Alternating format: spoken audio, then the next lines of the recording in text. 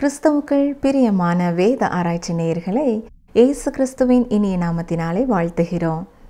நாம் கடந்த நிகழ்ச்சியில் சங்கீதம் 2ஆம் அதிகாரம் 3ஆம் வசனம் முதல் 12ஆம் வசனங்கள் வரை கற்றுக்கொண்டோம். அந்த பாடத்திலே திருமண உறவு மனிதனுடைய நலனுக்காகவே தேவன் அதை செய்தார், தேவனே குடும்பம் என்பதை மனு குலத்திற்கு கொடுத்தார் என்றும் கற்றுக்கொண்டோம். மேலும் தேவனே திருமண ஒப்பந்தத்தை ஏற்படுத்தினார். அது தேவனுடைய திட்டத்தின்படியே செயல்படுத்தப்படும் போதுதான் ஒரு மகிழ்ச்சி நிறைந்த குடும்பமாக அது இருக்க முடியும் என்றும் கற்றுக்கொண்டோம். இன்று நாம் 3ஆம் சங்கீதம் 1ஆம் வசனம் முதல் 5ஆம் சங்கீதம் 7ஆம் வசனங்கள் வரை கற்றுக்கொள்ள இருக்கிறோம். இந்த பாடத்திலே பலர் ஏன் மனிதர்களை பிரியப்படுத்துகிறவர்களாக வாழ்கிறார்கள்? நீங்கள் உங்கள் வாழ்க்கையில் தைரியத்தை பெற்றுக்கொள்வது எப்படி? தேவன் கொடுக்கும் வெகுமதியாகிய ரட்சிப்பை பெற்றுக்கொள்ள நீங்கள் ஆயத்தமா? விபரமாக அறிந்து கொள்ள தொடர்ந்து எங்களுடன் இணைந்திருங்கள். பிரியமான வேதாராய்ச்சி நேயர்களே, கடந்த நிகழ்ச்சியிலே இறுதியாக மேசியாவின் சங்கீதமாகிய 2ஆம் சங்கீதத்தை சிந்தித்தோம். சங்கீதம் 3 முதல் 7 வரை ஒரு பாலத்தை போல அமைந்திருக்கிறது. அதாவது மேசியாவை குறித்த 2 சங்கீதங்களுக்கு இடைப்பட்ட சங்கீதங்கள் இவை. 2வது சங்கீதத்திலே தேவனால் அபிஷேகம் பண்ணப்பட்டவரை எப்படி மக்கள் புறக்கணித்தார்கள் என்பதை குறித்த தீர்க்க தரிசன சங்கீதமாக சிந்தித்தோம். 8ஆம் சங்கீதம் மேசியா இப்படி மனிதனாக வந்து வெற்றி சிறந்தார் என்பதை குறித்து கூறும் சங்கீதம். 3 முதல் 7ஆம் சங்கீதங்கள் மேசியா உலகத்திலே இல்லாத காலத்திலே இஸ்ரவேலில் உள்ள மீதியானவர்களை குறித்து கூறுகிறது. குறிப்பாக மகா உபத்திரவ காலம் என்று இயேசு குறிப்பிட்ட காலகட்டத்திலே இருக்கும் மீதியான இஸ்ரவேலரை குறித்து பேசுகிறது. இந்த 5 சங்கீதங்களிலே இஸ்ரவேலருடைய பாடுகள், பாரங்கள், குழப்பங்கள், பிரச்சனைகள், பாவங்கள் இவற்றை குறித்து பார்க்கிறோம். மட்டுமல்ல, தேவன் மேலே அவர்கள் வைத்திருந்த உறுதியான நம்பிக்கையை குறித்தும், தேவனுடைய மாறாத வாக்கை குறித்தும், விடுதலைக்காக அவருடைய ஜெபத்தை குறித்தும் பார்க்கிறோம். எல்லா தேவனுடைய ஜனங்களுமே துக்கத்தையும் பாடுகளையும் அனுபவிக்கிறவர்களாய் இருக்கிறார்கள்.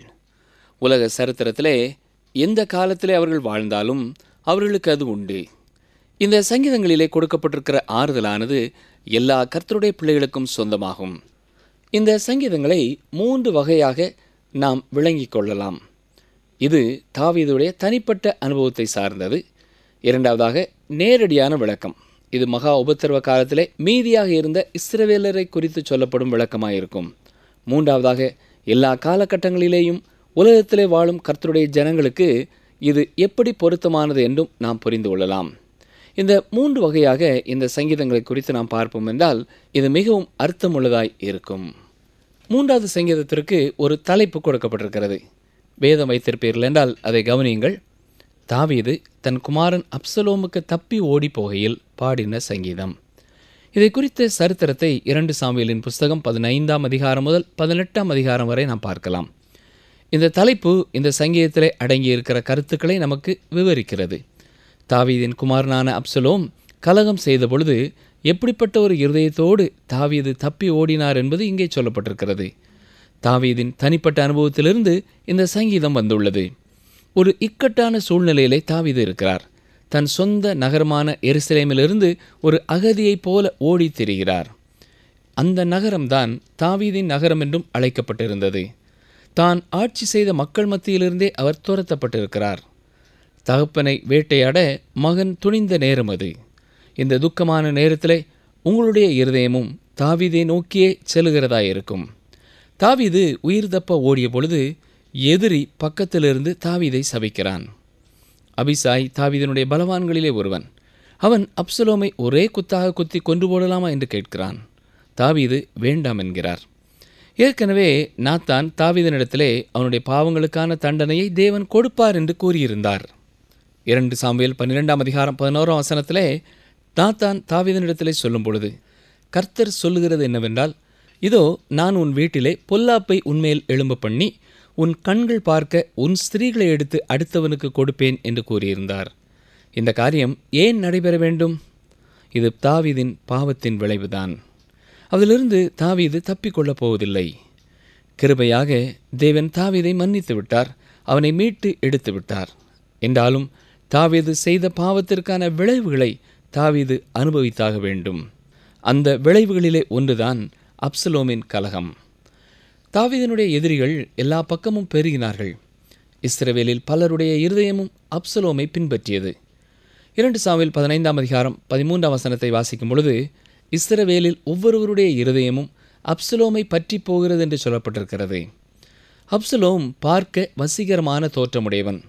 அப்சலோம் தன்னால் செய்து முடிக்க முடியாத பல காரியங்களை செய்து முடிப்பேன் என்று சொல்லி இஸ்ரவேலருக்கு வாக்கு பண்ணும் ஒரு அரசியல்வாதியாய் இருந்தான். அப்சலோம் கலகம் செய்த அதே காலகட்டத்திலே தாவீதுக்கு விரோதமாக பலர் எழும்பினார்கள். வெறும் காலுடன் அழுது கொண்டு எருசலேமை விட்டு தாவீது வெளியேறினார். கெதரோன் பள்ளத்தாக்கை கடந்து சென்றார். அவருக்கு எந்த ஒரு உதவியும் இல்லாதது போல தெரிகிறது. இந்த காரியங்களை பின்னணியமாக நாம் மனதிலே வைத்துக்கொண்டு இப்பொழுது 3வது சங்கீதத்தை படிப்போம். வாசிக்கிறேன். 3ஆம் சங்கீதம் 1ஆம் வசனம். கர்த்தாவே, என் சத்துருக்கள் எவ்வளவாய் பெருகி இருக்கிறார்கள், எனக்கு விரோதமாய் எழும்புகிறவர்கள் அநேகர். தன்னுடைய இருதயத்தில் உள்ள உண்மைகளை வெளிப்படுத்துகிறார். இப்பொழுது தாவீது எருசலேமை விட்டு வெளியேறி கொண்டிருக்கிறார். வசனம் 2. தேவனிடத்தில் அவனுக்கு இரட்சிப்பு இல்லை என்று என் ஆத்துமாவை குறித்து சொல்லுகிறவர்கள் அநேகராயிருக்கிறார்கள். தாவீது சொல்லுகிறது போல தேவனிடத்திலிருந்து தாவீதுக்கு எந்த உதவியும் வராது என்று அநேகர் கூறினார்கள். தேவன் தாவீதை மறந்து போனார் என்றார்கள். ஆனால் உண்மையில் தேவன் தாவீதை மறந்து போகவில்லை. தேவன் எப்படி இவ்வளவு தூரம் தாவீதை நேசித்தார் என்று சிலர் கூறுவார்கள். பிரியமானவர்களே, என்னையும் உங்களையுமே அவர் நேசிக்கக்கூடியவராயிருக்கும் பொழுது தாவீதை அவர் அந்த அளவு நேசித்ததிலே எந்த ஆச்சரியமான ஒரு காரியமும் இல்லை. அப்படிப்பட்ட ஒரு தேவன் நமக்கு இருப்பதற்காக நாம் அவருக்கு நன்றி செலுத்த வேண்டும். தாவீதை மன்னித்து தனது பிள்ளையாக சேர்த்து கொண்ட தேவன் இன்றும் எந்த ஒரு விசுவாசி தவறி இருந்தாலும் மனம் திரும்பி அவரண்டை வரும்பொழுது நிச்சயமாக அவர் ஏற்றுக்கொள்கிறார். தாவீது மனம் திரும்பி தேவனிடத்திலே ஜெபித்தார். 3ஆம் சங்கீதம் 2ஆம் வசனத்தின் இறுதியிலே சேலா என்ற ஒரு வார்த்தையை பார்க்கிறோம். இந்த வார்த்தைக்கான பொருளை குறித்து பலர் பலவிதமாய் கூறுகிறார்கள். சங்கீதத்திலே இது 71 முறை கூறப்பட்டிருக்கிறது. சங்கீதம் பாடுவதற்காக ஒழுங்கு செய்யப்பட்டிருந்தது.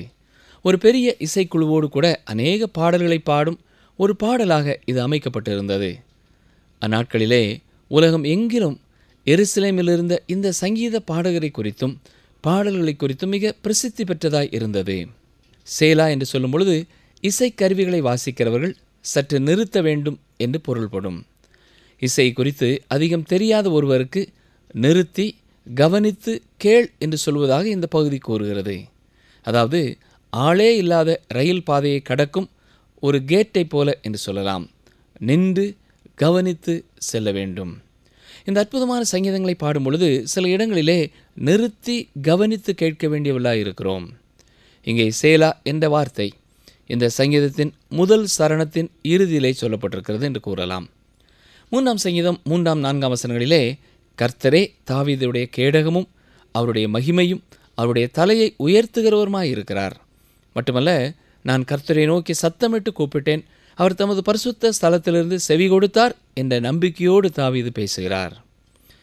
மீண்டும் சேலா என்ற வார்த்தையை நாம் கவனிக்கிறோம். 3ஆம் சங்கீதம் 5ஆம் 6ஆம் வசனங்களை கவனியுங்கள். நான் படுத்து நித்திரை செய்தேன், விழித்து கொண்டேன், கர்த்தர் என்னை தாங்குகிறார், எனக்கு விரோதமாக சுற்றிலும் படையெடுத்து வருகிற 10,000 பேருக்கும் நான் பயப்படேன். இது அதிகாலையின் சங்கீதம் என்று சொல்லலாம். காலை ஒரு நாளை துவங்கும் பொழுது இதை நாம் வாசிக்கலாம். தாவீதிற்கு இருந்த எல்லா பிரச்சனைகள் கஷ்டங்களின் நடுவிலேயும் தாவீது கர்த்தரை நம்பினான். இரவிலே நன்றாக நித்திரை செய்ய முடிந்தது. இரவிலே தூங்குவதற்காக எந்த மாத்திரையும் அவர் சாப்பிடவில்லை. கர்த்தரை நம்பியிருந்தார். கர்த்தருடைய வாக்குத்தத்தங்களை தலையணையாக கொண்டு நித்திரைக்கு சென்றார். இங்கே அவர் சொல்வது என்ன? நான் விழித்து கொண்டேன், கர்த்தர் என்னை தாங்குகிறார். அது மட்டுமல்ல, 10,000 பேர் அவருக்கு விரோதமாய் வந்தாலும் நான் பயப்படப் போவதில்லை என்கிறார். உலகமே அவருக்கு எதிர்த்து வந்தாலும் அவர் பயப்படப் போவதில்லை. குரோம்வெல் என்பவர் உலகத்திலே வாழ்ந்த மனிதர்களிலேயே மிகவும் தைரியசாலியாக கருதப்பட்டார். ஒரு நாள் அவரிடத்திலே போய், ஐயா, உங்களுக்கு இருக்கிற இந்த தைரியத்திற்கு நீங்கள் விளக்கம் கொடுக்க முடியுமா என்று கேட்டார்கள். அதற்கு அவர் சொன்ன பதில் என்ன தெரியுமா? நான் தேவனுக்கு பயப்படுவதனாலே நான் பயப்பட வேண்டிய எந்த மனிதனும் இல்லை என்றார். மார்ட்டின் லூத்தரும் இதே ஒரு நிலைமையைத்தான் எடுத்துக்கொண்டார்.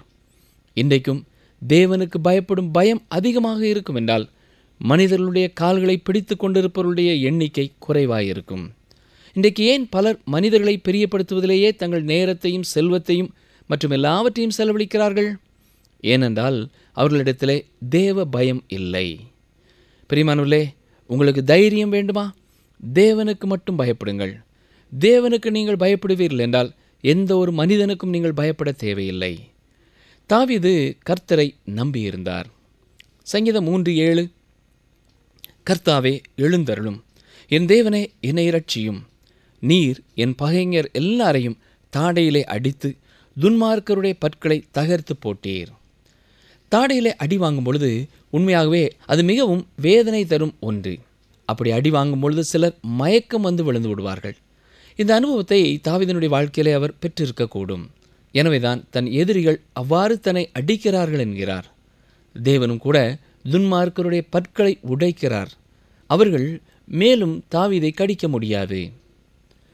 3 சங்கீதம் 8 ரட்சிப்பு கர்த்தருடையது, தேவரீருடைய ஆசீர்வாதம் உம்முடைய ஜனத்தின் மேல் இருப்பதாக. இது மிகவும் முக்கியமான ஒரு வாக்கியம். தேவனே ரட்சிப்பின் மூல காரணர். நாம் நம்முடைய பையிலே வைத்து தொலைந்து போகும் ஒரு காசை போல தாவீது ரட்சிப்பை குறித்து சிந்திக்கவில்லை. ரட்சிப்பிற்காக தான் கடினமாக உழைக்க வேண்டும் என்றும் தாவீது எண்ணவில்லை. ஏனென்றால் ரட்சிப்பு தேவன் கொடுக்கும் ஒரு வெகுமதி. அது மட்டுமல்ல, கர்த்தருடைய ஆசீர்வாதம் அவருடைய ஜனத்தின் மேல் இருப்பதாக என்று வாசிக்கிறோம். மீண்டுமாக சேலா என்ற வார்த்தையை பார்க்கிறோம். இங்கே நாம் நிறுத்தி கவனித்து கேட்க வேண்டும். இந்த சங்கீதத்திலே தாவீது கர்த்தரை குறித்த மிக அற்புதமான காரியங்களை கூறியிருக்கிறார். கர்த்தரை தன்னுடைய கேடகம் என்று சொல்லியிருக்கிறார், தன்னுடைய மகிமை என்று சொல்லியிருக்கிறார், தன்னுடைய தலையை உயர்த்துகிறவர் என்றும் சொல்லியிருக்கிறார், தனக்கு செவி கொடுக்கிறவர் என்று கூறியிருக்கிறார். கர்த்தர் தனக்கு இப்படிப்பட்டவராயிருக்கிறபடினாலே தான் யாருக்கும் பயப்படவில்லை என்கிறார். நிகழ்ச்சியை கேட்டுக்கொண்டிருக்கிற எனக்கு அருமையான சகோதரனை சகோதரியே, நாமும் விசுவாசம் என்னும் கேடகத்தை எடுத்து கொண்டவர்களாக நிற்க வேண்டும். இதைத்தான் எபேசியர் 6:16 வாசிக்கிறோம். ஒரு கேடகம் எப்படிப்பட்டது, அதால் என்ன செய்ய முடியும் என்பதையெல்லாம் தாவீது நன்றாய் அறிந்திருந்தார். கர்த்தர் என்னுடைய மகிமை என்று அவர் சொல்லும் பொழுது தாவீது கர்த்தருடைய பிரசன்னத்திலே விசுவாசம் வைத்திருந்தார். ஞாபகம் இருக்கிறதா? தேவனுடைய பிரசன்னம் இஸ்ரவேல் மக்களுக்கு மேலாக மேக மண்டலத்திலே காணப்பட்டது. அதை ஜனங்கள் பார்க்கக்கூடியவர்களாய் இருந்தார்கள். இன்று நாம் விசுவாசத்திலே நடக்கிறோம். தேவனுடைய மகிமை நம்மோடு இருக்கிறது. இன்றைக்கும் தமக்கு சொந்தமானவர்களுக்கு உண்மையானவராக தேவன் இருக்கிறார். அது மட்டுமல்ல, கர்த்தர் தன்னுடைய தலையை உயர்த்துகிறார் என்று தாவீது கூறியிருக்கிறார். அது எப்படி முடியும்?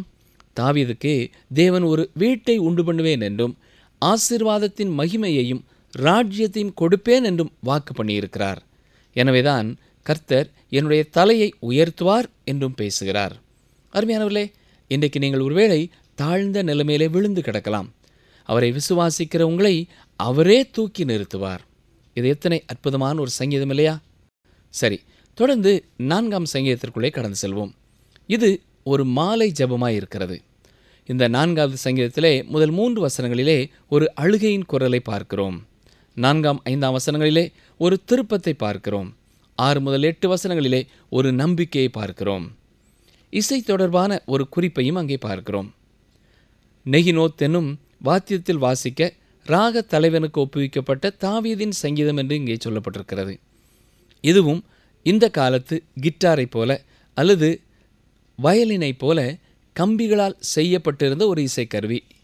ஒருவேளை இந்த சங்கீதத்தை தனியாக அந்த இசைக்கருவியிலே மீட்டியிருக்கலாம். கர்த்தருடைய ஜனங்களுடைய வாழ்க்கையிலே பிரச்சனை வரும்பொழுதெல்லாம் அவர்கள் ஏறெடுத்த ஜெபமே அவர்களுடைய பாதுகாவல், அவர்களுடைய அடைக்கலம். தேவனே அவர்களுடைய கேடகமாயிருக்கிறார். பாருங்கள், சங்கீதம் 4:1 என் நீதியின் தேவனே, நான் கூப்பிடுகையில் எனக்கு செவிகொடும், நெருக்கத்திலிருந்து எனக்கு விசாலம் உண்டாக்கினீர், எனக்கு இறங்கி என் விண்ணப்பத்தை கேட்டருளும். நெருக்கம் என்று சொல்லும் பொழுது வாழ்க்கை நெருக்கம் எவ்வளவு அதிகமானது என்பதை நாம் ஒவ்வொருவரும் உணர்ந்திருக்கிறோம். குறிப்பாக இந்த நாட்களிலே அது மிக அதிகமானதாக இருக்கிறது. நம்மிலே பலருக்கு ஒவ்வொரு நாளுமே நம்மை ஊக்கப்படுத்தும் வார்த்தைகள் தேவையாயிருக்கிறது. பலருடைய வாழ்க்கையிலே ஒவ்வொரு நாளும் கொடுக்கப்படும் வாக்குத்தத்த வசனங்கள் எந்த சூழ்நிலையிலேயும் அவர்களை உற்சாகப்படுத்துகிறதா இருக்கிறது. ஏனென்றால் அது கர்த்தருடைய வார்த்தைகள். சங்கீதம் 145:18 கவனியுங்கள். தம்மை நோக்கி கூப்பிடுகிற யாவருக்கும், உண்மையாய் தம்மை நோக்கி கூப்பிடுகிற யாவருக்கும் கர்த்தர் சமீபமாயிருக்கிறார். 50ஆம் சங்கீதம் 15ஆம் வசனத்திலே, ஆபத்து காலத்தில் என்னை நோக்கி கூப்பிடு, நான் உன்னை விடுவிப்பேன், நீ என்னை மகிமைப்படுத்துவாய் என்று சொல்லப்பட்டிருக்கிறது. மேலும் ஏசாயா 65:24 சொல்லும் பொழுதும், அவர்கள் கூப்பிடுகிறதற்கு முன்னே நான் மறு உத்தரவு கொடுப்பேன், அவர்கள் பேசும்போதே நான் கேட்பேன் என்று கூறப்பட்டிருக்கிறது. சங்கீதம் 18:6 மிக அருமையான ஒரு வாக்கியம் உண்டு. எனக்கு உண்டான நெருக்கத்திலே கர்த்தரை நோக்கி கூப்பிட்டு என் தேவனை நோக்கி அபயமிட்டேன். தமது ஆலயத்திலிருந்து என் சத்தத்தை கேட்டார். என் கூப்பிடுதல் அவர் சந்நிதியில் போய் அவர் செவிகளில் ஏறிற்று. சங்கீதம் 55:16 பாருங்கள். நானோ தேவனை நோக்கி கூப்பிடுவேன், கர்த்தர் என்னை இரட்சிப்பார். மற்றும் ஒரு வசனத்தையும் கவனியுங்கள். சங்கீதம் 86:7, நான் துயரப்படுகிற நாளில் உம்மை நோக்கி கூப்பிடுவேன், நீர் என்னை கேட்டருள்வீர். சங்கீதம் 91:15, அவன் என்னை நோக்கி கூப்பிடுவான், நான் அவனுக்கு மறு உத்தரவு அருளி செய்வேன். ஆபத்தில் நானே அவனோடு இருந்து அவனை தப்புவித்து அவனை கனப்படுத்துவேன். இப்படிப்பட்ட அற்புதமான வாக்குத்தத்தங்களினாலே வேத புத்தகம் நிறைந்திருக்கிறது. 4வது சங்கீதத்திலே சங்கீதக்காரனுடைய கூக்குரல் என்ன? கர்த்தர் தன்னோடு இருக்க வேண்டும். சங்கீதம் 4:2, மனுபுத்திரரே, எதுவரைக்கும் என் மகிமையை அவமானப்படுத்தி வீணானதை விரும்பி பொய்யை நாடுவீர்கள்? கர்த்தருடைய பிள்ளைகளுடைய வாழ்க்கையிலே நீண்ட நாட்கள் யாரும் அவர்கள் மேல் தங்கள் குதிங்காலை தூக்க முடியாது. சங்கீதம் 4:3, பக்தி உள்ளவனை கர்த்தர் தமக்காக தெரிந்து கொண்டார் என்று அறியுங்கள். நான் கர்த்தரை நோக்கி கூப்பிடுகையில் அவர் கேட்பார். ஆம் பிரியமானவர்களே, நம் ஆண்டவர் அற்புதமானவர். அவர் நம்முடைய ஜெபத்தை கேட்பார். அடுத்த 2 வசனங்களையும் கவனியுங்கள். சங்கீதம் 4:4-5 வசனங்கள். நீங்கள் கோபம் கொண்டாலும் பாவம் செய்யாதிருங்கள். உங்கள் படுக்கையில் உங்கள் இருதயத்தில் பேசிக்கொண்டு அமர்ந்திருங்கள். நீதியின் பலிகளை செலுத்தி கர்த்தர் மேல் நம்பிக்கையாயிருங்கள். கர்த்தரை நம்பியிருக்கிற ஜனங்கள் வாழ்க்கையிலேயும் அவர்கள் கவனமாயிருக்க வேண்டிய காரியத்தை இங்கே குறிப்பிடுகிறார். கர்த்தருடைய பிள்ளைகளுக்கு மற்றவர்கள் எதிர்த்து நிற்கும் பொழுது எரிச்சல், கோபம் வந்தாலும் கர்த்தருக்கு பயப்படுகிற பயத்தோடு நடுக்கத்தோடு காத்திருக்க வேண்டும். அது மட்டுமல்ல, விசுவாசத்தோடு கர்த்தருக்கு செலுத்த வேண்டிய பலியை செலுத்தி கர்த்தர் மேலேயே தொடர்ந்து நம்பிக்கை உள்ளவர்களாய் இருக்க வேண்டும். எபேசியர் 4:26 வசனத்திலே எபேசு சபை கிறிஸ்தவர்களுக்கு பவுல் சொல்லும் ஆலோசனையை கவனியுங்கள். நீங்கள் கோபம் கொண்டாலும் பாவம் செய்யாதிருங்கள். சூரியன் அஸ்தமிக்கிறதற்கு முன்னாக உங்கள் எரிச்சல் தணிய கடவது. இப்பொழுது அவருடைய நம்பிக்கையின் அறிக்கையை கவனிப்போமா? சங்கீதம் 4:6, எங்களுக்கு நன்மை காண்பிப்பவன் யார் என்று சொல்லுகிறவர்கள் அநேகர். கர்த்தாவே, உம்முடைய முகத்தின் ஒளியை எங்கள் மேல் பிரகாசிக்க பண்ணும். இன்று பலருடைய எண்ணம், இனி நமக்கு எந்த நன்மையும் வராது என்று எண்ணுகிறார்கள். கர்த்தர் நமக்கு எந்த அளவு வெளிச்சத்தை கொடுக்க வேண்டியவர்களாக இருக்கிறார் இல்லையா? வசனம் 7, அவர்களுக்கு தானியமும் திராட்சரசமும் பெருகியிருந்த காலத்தின் சந்தோஷத்தை பார்க்கிலும் அதிக சந்தோஷத்தை என் இருதயத்தில் தந்தீர். தாவீதும் நம்மை போலத்தான். இக்கட்டான சூழ்நிலைகளிலே அவருடைய இருதயமும் தோல்வியின் உணர்வு கொண்டது. அவரை சுற்றி அவிசுவாசிகள் இருந்தார்கள். அவருடைய சொந்த ஜனங்கள்தான் அவரை கேலி செய்தார்கள். உமக்காக தேவன் எதையுமே செய்ய போவதில்லை என்றார்கள். ஆனால் கர்த்தர் தாவீதிற்காக ஒரு காரியத்தை செய்தார். என்ன செய்தார்? திராட்சரசமும் தானியமும் பெருகியிருந்த காலத்தின் சந்தோஷத்தை பார்க்கிலும் அதிகமான சந்தோஷத்தை கொடுத்திருந்தார். பிரியமானவர்களே, நம்மிலே எத்தனை பேர் நம்மை சுற்றி எதிர்ப்புகளும் தூஷணங்களும் நெருக்கங்களும் இருந்தாலும் உள்ளத்தின் ஆழத்திலே சந்தோஷமும் அமைதியும் நிரம்பினவர்களாயிருக்கிறோம்? அப்படி உங்களுடைய வாழ்க்கையில் இருக்கும் என்றால் கர்த்தருக்கு ஸ்தோத்திரம். அது கர்த்தரே உங்களுக்கு கொடுத்திருப்பது என்பதை நீங்கள் மறந்து போக வேண்டாம்.